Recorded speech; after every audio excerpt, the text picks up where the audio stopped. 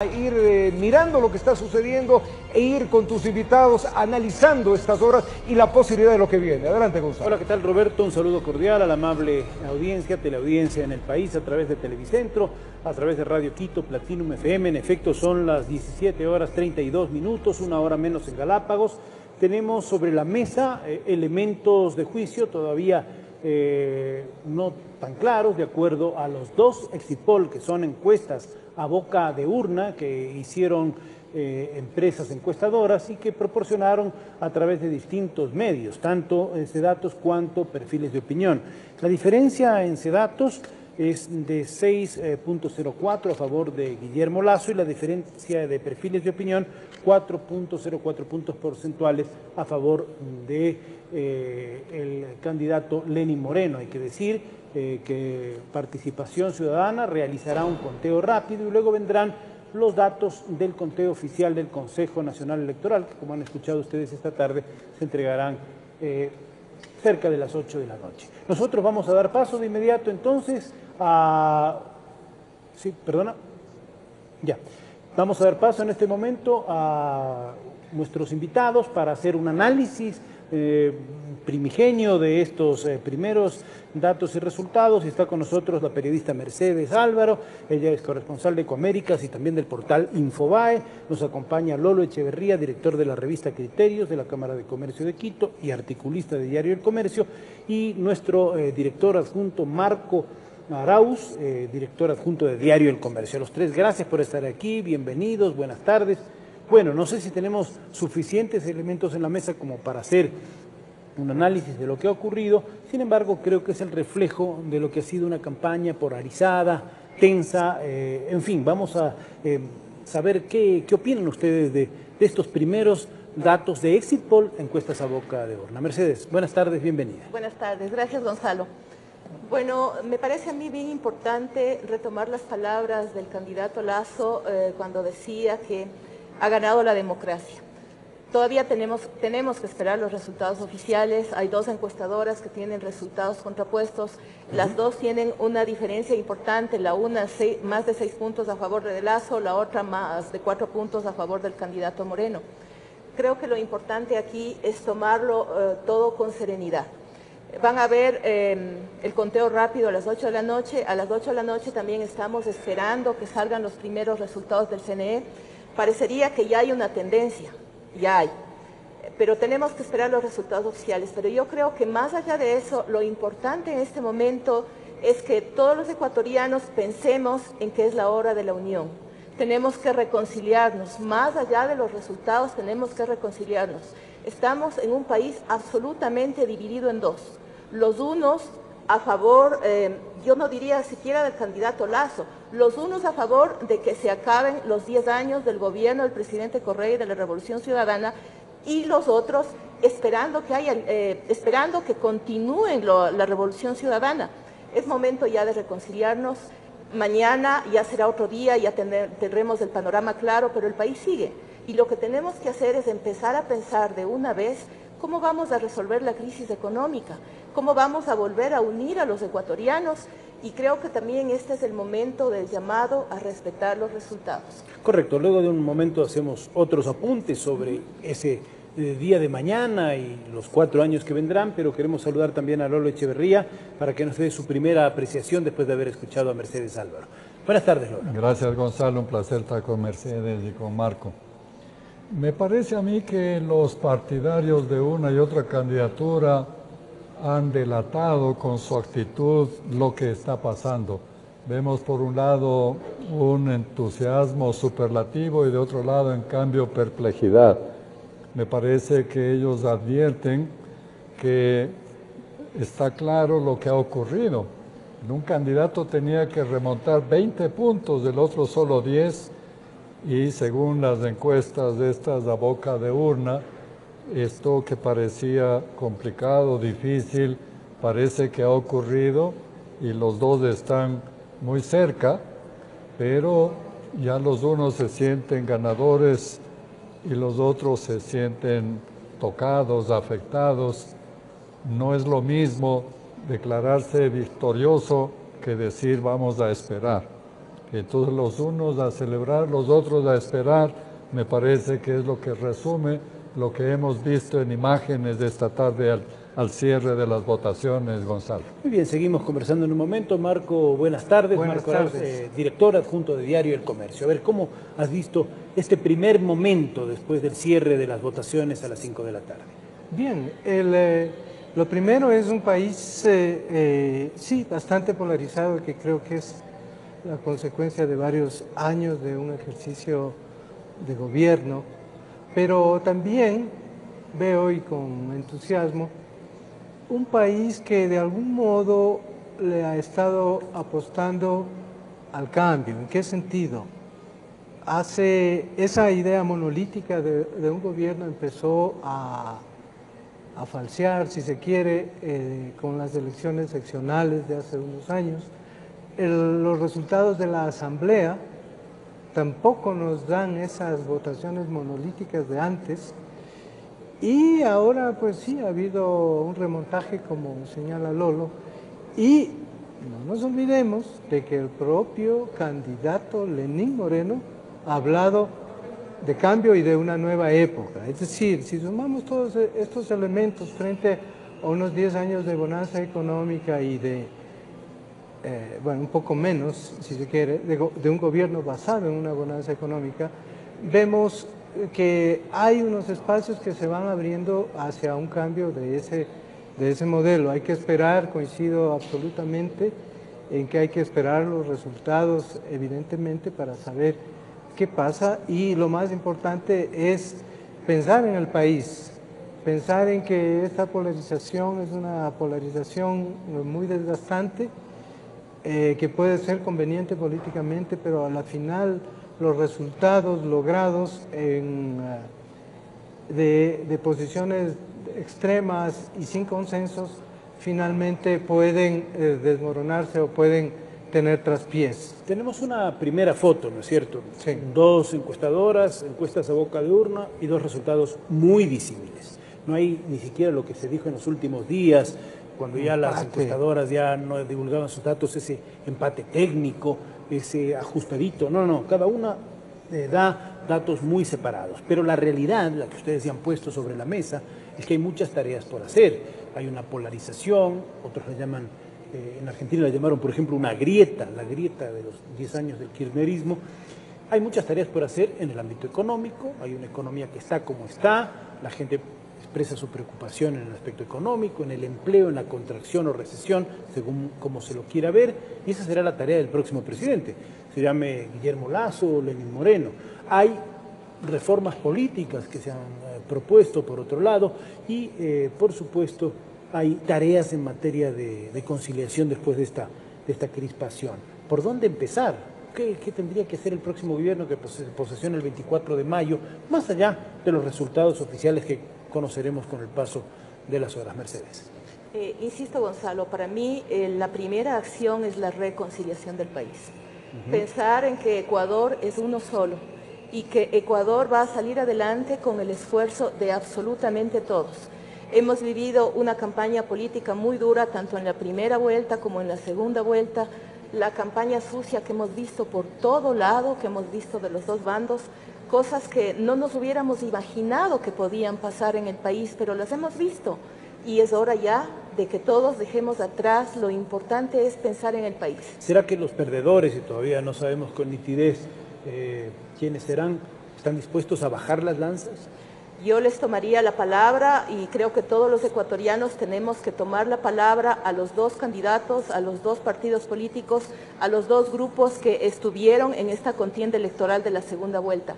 Los dos han hablado de país.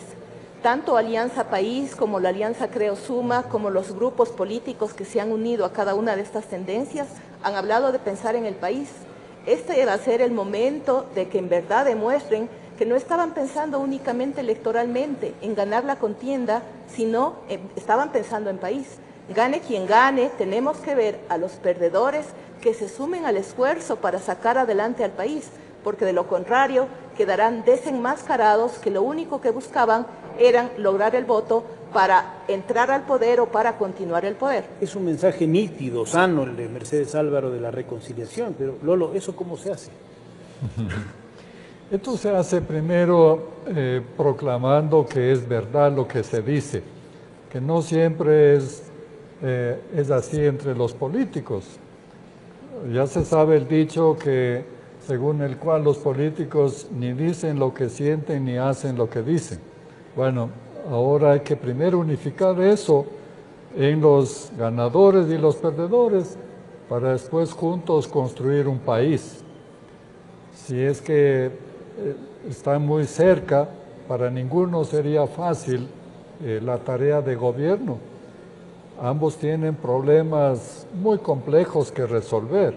En el caso de Lasso, tiene que ver cómo gobernar con una asamblea en contra, con organismos de control cuyas destinaciones deja hecha la revolución ciudadana. Él ha dicho que los va a cambiar, incluso que llevaría... Pero con una consulta popular. Entonces es un proceso complejo. Para eso tiene que resolver el problema la Corte Constitucional. Pero la realidad es que con una asamblea en contra no podría gobernar.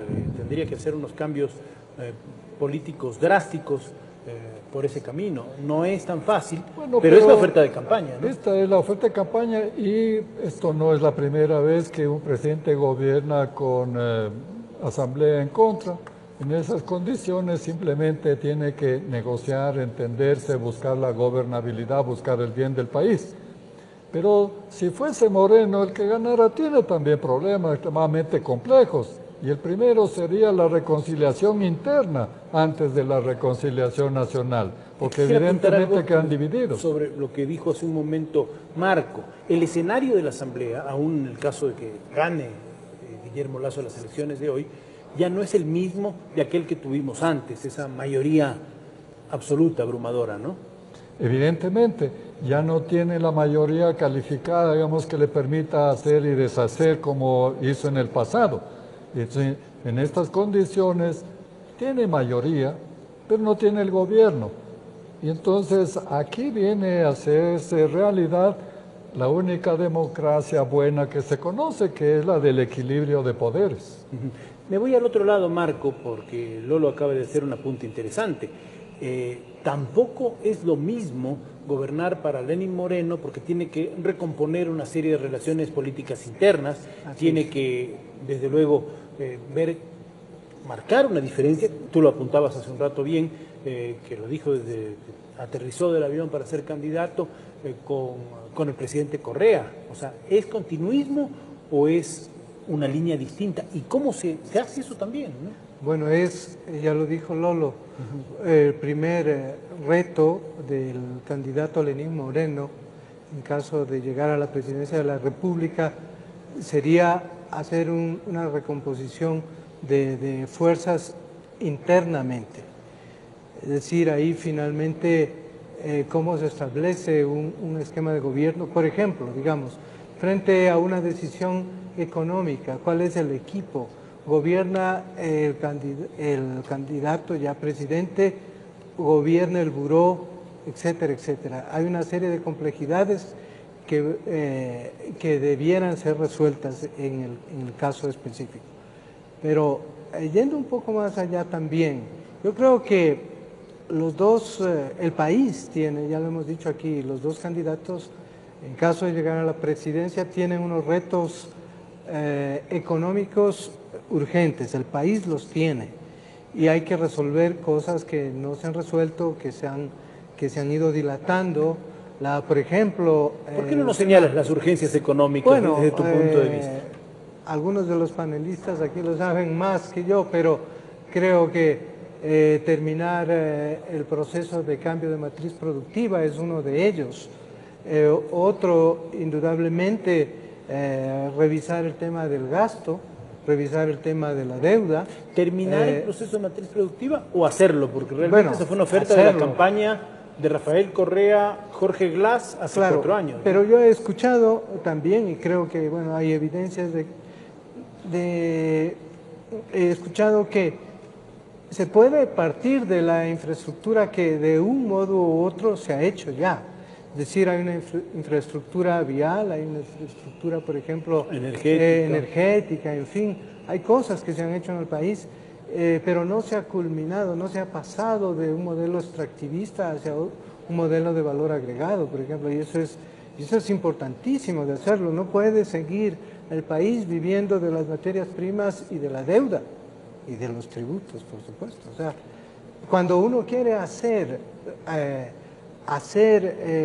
gasto social, inversión social, tiene que tener ingresos. Hay que hacer recursos para eso, ¿no? Hay que tener dinero para repartirlo. Nadie da lo que no tiene. Claro, entonces digamos, a veces los gobiernos se acomodan en unos modelos clientelares que les impiden ir viendo esos ajustes, entonces se siguen endeudando y siguen haciendo las cosas sin retarse a hacer los cambios, como por ejemplo el de la matriz productiva. A ver, Mercedes, ha sido Mercedes Álvaro muy dedicada a los temas económicos en sus coberturas periodísticas antes, ahora también lo será, por supuesto.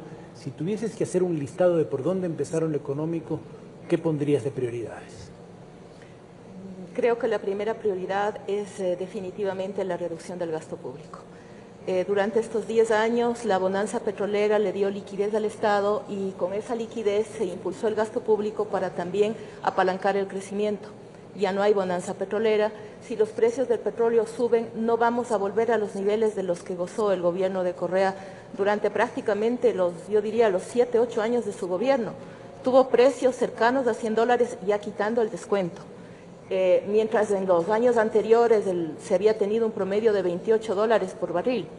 Es algo inevitable, con déficits fiscales que bordean los $5.000 millones anuales, por lo menos en los últimos 4 años. Es la primera acción que va a tener que enfrentar cualquiera de los gobiernos, sea del señor Lasso o sea del señor Moreno. Y otro asunto muy importante también va a ser reperfilar la deuda. Tenemos un endeudamiento externo a muy corto plazo, y con tasas de interés altas. Y sobre todo tenemos un endeudamiento muy importante con China.